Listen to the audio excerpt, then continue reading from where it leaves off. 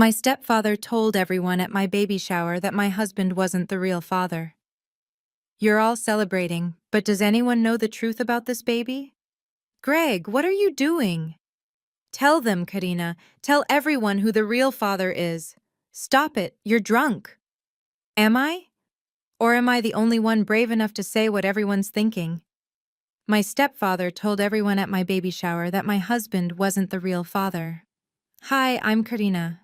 Today, I'm going to tell you my story. But before I continue, please like, share, and subscribe to hear more stories like this. My mother, Dorothy, married Greg Holloway when I was 15.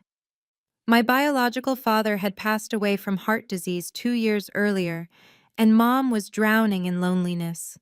Greg seemed decent enough at first. A successful plumber who ran his own company out in Riverside, owned a nice ranch-style home, and treated Mom like a queen during their courtship.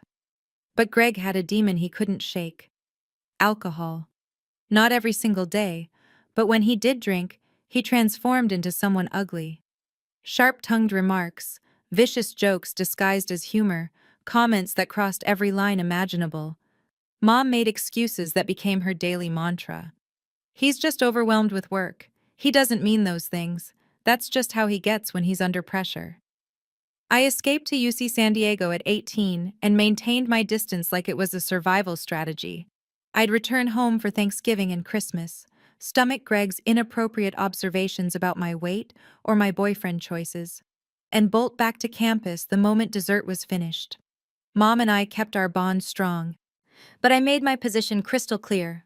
Greg wasn't someone I needed in my world beyond obligatory family gatherings.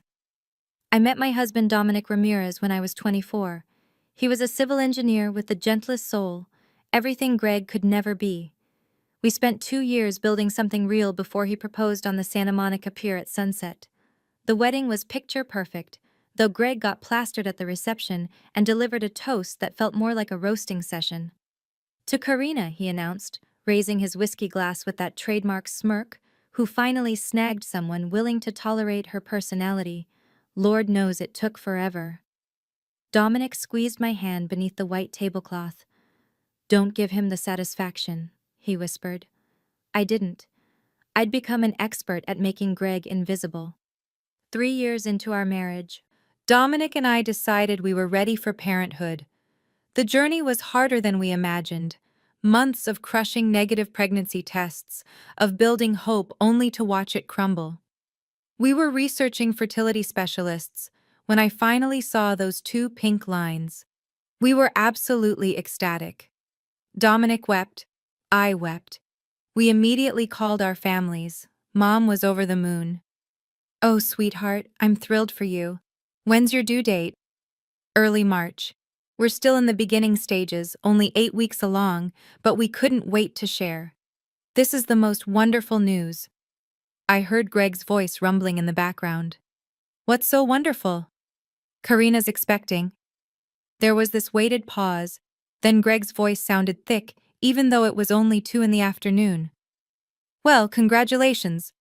That Dominic sure doesn't waste time, does he?" I ignored the comment, but it planted something uncomfortable deep in my chest that wouldn't leave. The pregnancy progressed beautifully. We discovered we were having a daughter. We spent weekends painting the nursery in soft lavender, picked out the name Sophia Rose, and assembled what felt like 1,000 baby items. My best friend Lauren volunteered to host my baby shower, and I accepted with genuine gratitude. The shower was scheduled for when I'd be 7 months along. Lauren reserved this gorgeous venue in Pasadena with an outdoor garden space. She created a guest list of 30 people. My closest friends, colleagues from the marketing firm, Dominic's extended family, and my family. I gave her one crucial instruction. "My stepfather has a serious drinking problem," I explained carefully. "Please make absolutely certain there's no alcohol available." Lauren promised it would be completely dry. The day arrived warm and beautiful, everyone dressed in their spring best. The decorations were breathtaking. Soft yellows and mint greens, since we'd decided to reveal our daughter's gender at the celebration. Dominic's parents showed up with their arms full of wrapped presents. His mother, Rosa, embraced me carefully, mindful of my rounded belly. "You look absolutely radiant, mija." "Thank you, Rosa." My mother arrived with Greg attached to her side. I could tell immediately he'd been drinking beforehand. His eyes had that glassy, unfocused quality, his movements too loose and careless. Mom looked mortified. "Greg, you gave me your word," I heard her hiss. "I had one beer to celebrate," he announced loudly. "It's a party, isn't it?"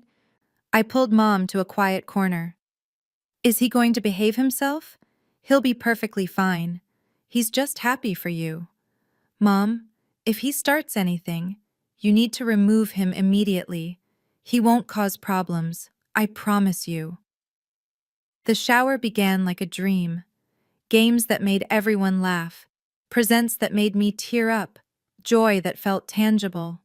We did the gender reveal with an elaborate cake, cutting through to reveal pink layers hidden inside.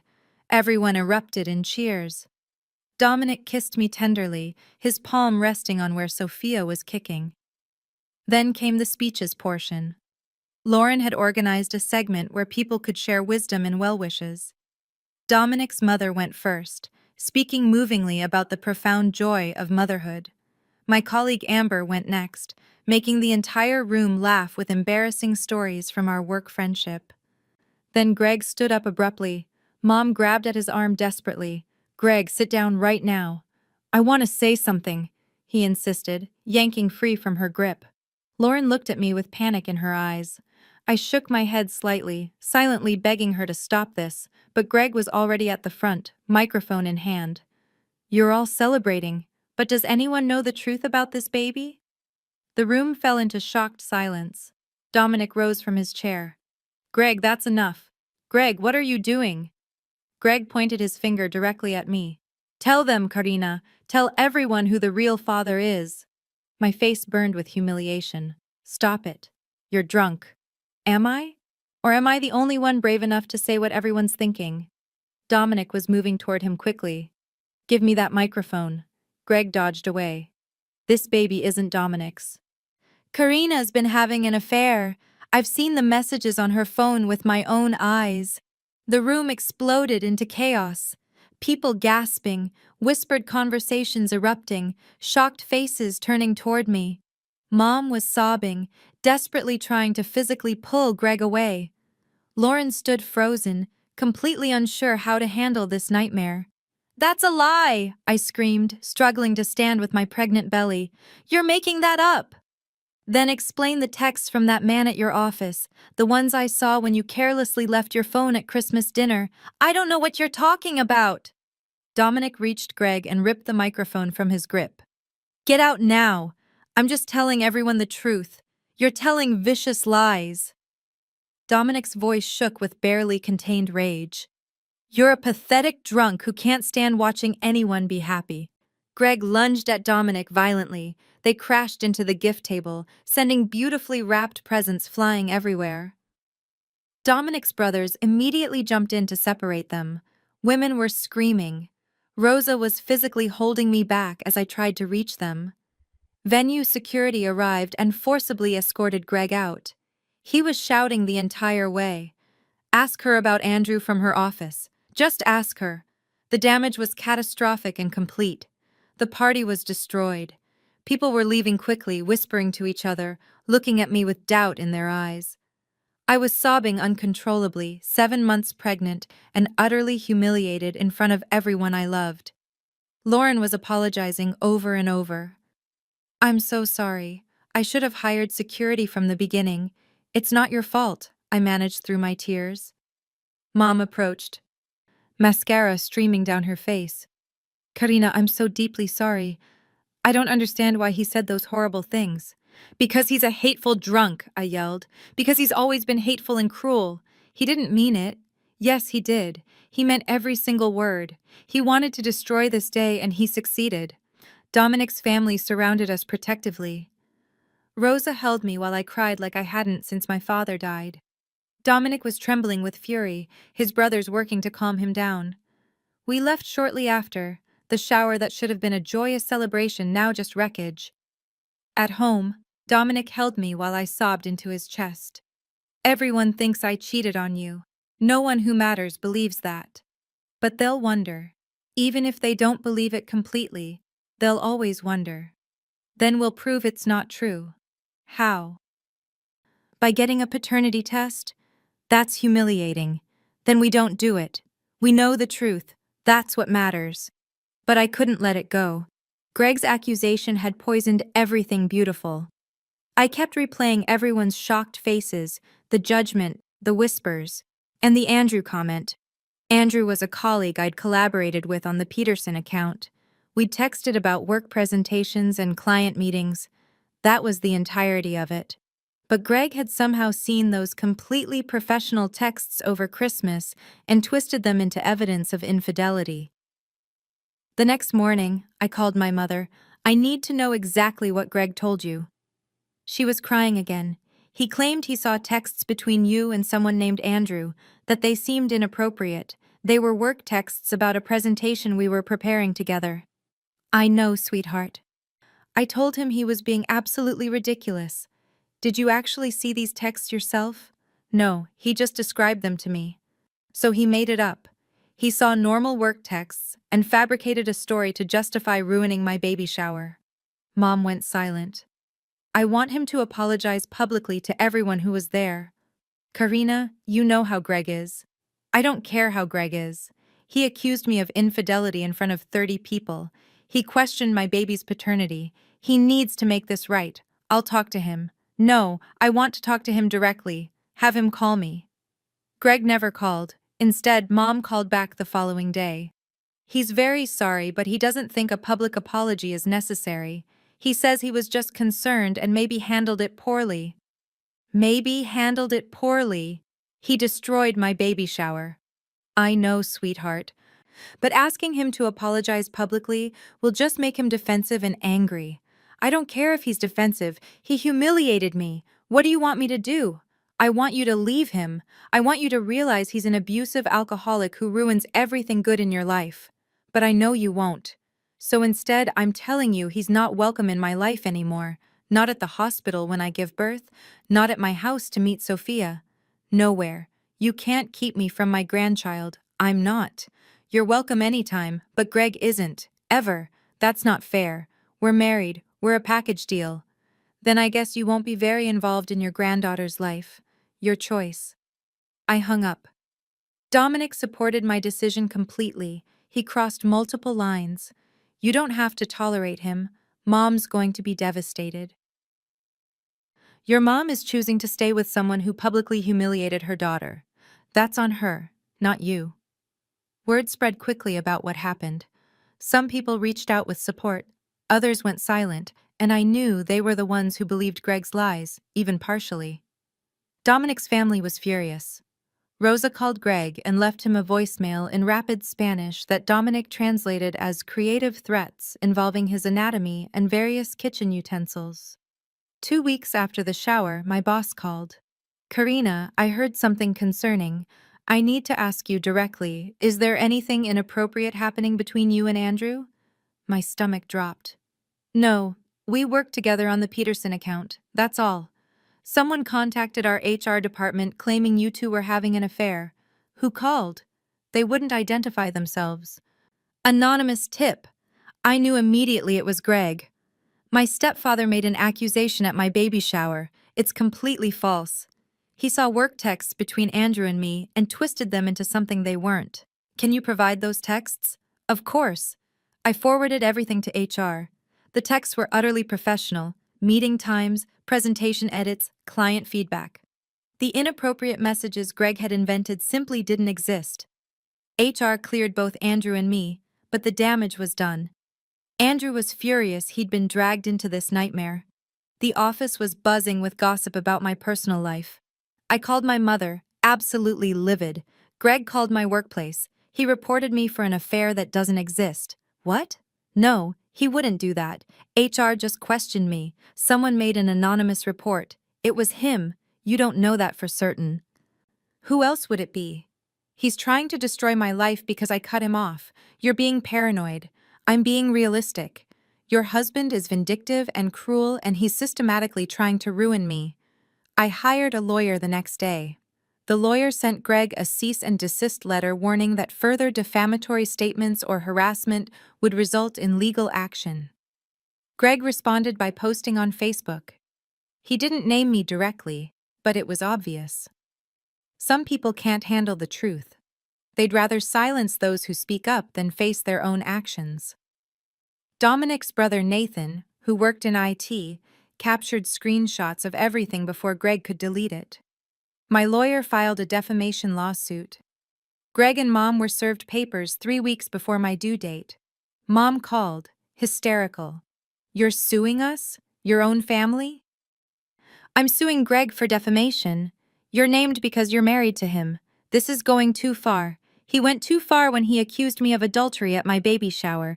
He went too far when he called my workplace. He went too far when he posted about me on social media. I'm protecting myself and my family. The legal fees will bankrupt us. Then maybe Greg should have thought about that before he decided to destroy my reputation. I can't believe you're doing this. I can't believe you're still defending him." She hung up. I gave birth to Sophia in early March. She was absolutely perfect. 7 pounds 2 ounces, healthy, with Dominic's dark hair and my nose. Dominic cried holding her. So did I. My mother wasn't there. I hadn't told her when labor started. Dominic's family was there celebrating with us, supporting us, loving our daughter without conditions or drama. 2 days after Sophia was born, Mom showed up at the hospital. The nurses stopped her at my room door. "I'm the grandmother," she insisted. "I'm sorry, but you're not on the approved visitor list," the nurse explained. "Karina, please. I just want to meet my granddaughter." I could hear her voice from inside. Dominic looked at me. "Your call." Part of me wanted to let her in, but I knew Greg would follow eventually. That letting Mom in meant eventually letting him in. "No," I said. "Tell her no." The nurse conveyed the message. Mom broke down crying in the hallway. Hospital security escorted her out. I felt guilty, but also relieved. I was protecting my daughter from toxicity. That was my job as her mother. The defamation lawsuit moved forward. Greg's lawyer tried arguing he was just expressing concern, that he had a right to free speech. My lawyer countered with evidence of malice, the false HR report, the social media posts, the escalating harassment pattern. We had witnesses from the baby shower who could testify about what he said and his demeanor. Lauren had even captured some of it on video before everything fell apart. The case was strong. 3 months after Sophia was born, Greg's lawyer approached mine about settling. Greg would issue a public apology, retract all statements, and pay damages. In exchange, I'd drop the lawsuit. "How much are they offering?" I asked. 15,000. Not enough. I want 50,000 for emotional distress, a written apology posted publicly on all his social media accounts, and a legally binding agreement that he never contacts me or my family again. That's aggressive. So was ruining my baby shower and trying to destroy my career. They countered at 25,000. I accepted 30,000, plus the other conditions. Greg's public apology appeared on his Facebook page 3 weeks later. I made serious and false accusations against my stepdaughter, Karina Ramirez. I claimed she was unfaithful to her husband and that her daughter's paternity was in question. These claims were completely false and made when I was intoxicated and not thinking clearly. I have no evidence of any wrongdoing on Karina's part. I deeply regret my actions and the pain I caused. I apologize to Karina, her husband Dominic, and all those who witnessed my behavior. It stayed up for exactly the required 7 days before he deleted it. The $30,000 went into Sophia's college fund. Mom and I slowly rebuilt our relationship, but it was fundamentally different now, strained and careful. She'd come visit Sophia, always alone. I never asked about Greg, and she didn't volunteer information. "Are you still with him?" I finally asked during one visit when Sophia was 6 months old. "Yes." Even after everything? It's complicated. It's really not. He's abusive, and you're choosing him over me. I'm here, aren't I? Alone. Always alone because you know I won't let him near my daughter. He's getting help. He's in AA. Good for him. That doesn't change what he did or earn him access to my family. You're very unforgiving. I'm very protective. There's a difference. Mom left looking sad, and I felt guilty again, but not guilty enough to change my boundaries. Dominic and I thrived as parents. Sophia was a happy baby who grew into a curious toddler. We bought a bigger house in Riverside. I got promoted to senior marketing director. The gossip from Greg's false accusations faded completely. Dominic's family was involved and supportive, giving Sophia the extended family love she deserved. My mother saw Sophia every few weeks, bringing gifts and taking photos to show Greg. I hated that he got to see pictures of my daughter, but I couldn't control what Mom did with her phone. When Sophia was 2, Mom called with news. Greg and I are separating. What happened? He started drinking again, worse than before. I finally realized I can't fix him. I'm sorry, Mom. Are you? You've been waiting for this. I'm sorry you're going through a divorce. I'm not sorry you're leaving someone who was terrible to you and to me. He wants to see Sophia. To apologize in person. No, he's her grandfather. He's my mother's ex-husband who ruined my baby shower, tried to destroy my career, and has never once been there for me. He's nothing to Sophia. That seems harsh. That seems appropriate. Mom eventually filed for divorce. It was messy and expensive, exactly what I'd warned her about years ago. Greg fought her on everything, vindictive until the very end. During the divorce proceedings, it came out that Greg had gambling debts. That's why he'd been drinking so much, why he'd been so stressed. He'd lost thousands at the casino and was facing pressure from dangerous people he owed. Mom was shocked. I wasn't. Greg had always been selfish and impulsive. The divorce finalized when Sophia was 3. Mom moved into a small apartment and started rebuilding her life. Our relationship improved without Greg's shadow over it. Greg tried reaching out to me once through a mutual acquaintance. He wanted to meet Sophia to be part of her life. I sent back a simple message. No, not now, not ever. He never asked again. Sophia is 5 now. She has a baby brother, Lucas, born last year. Another smooth pregnancy. Another beautiful baby shower that went off without any incident. If your stepfather publicly accused you of infidelity at your baby shower with no evidence and tried to ruin your career, would you have sued him and cut him off completely like I did? Or would you have tried to maintain peace for your mother's sake?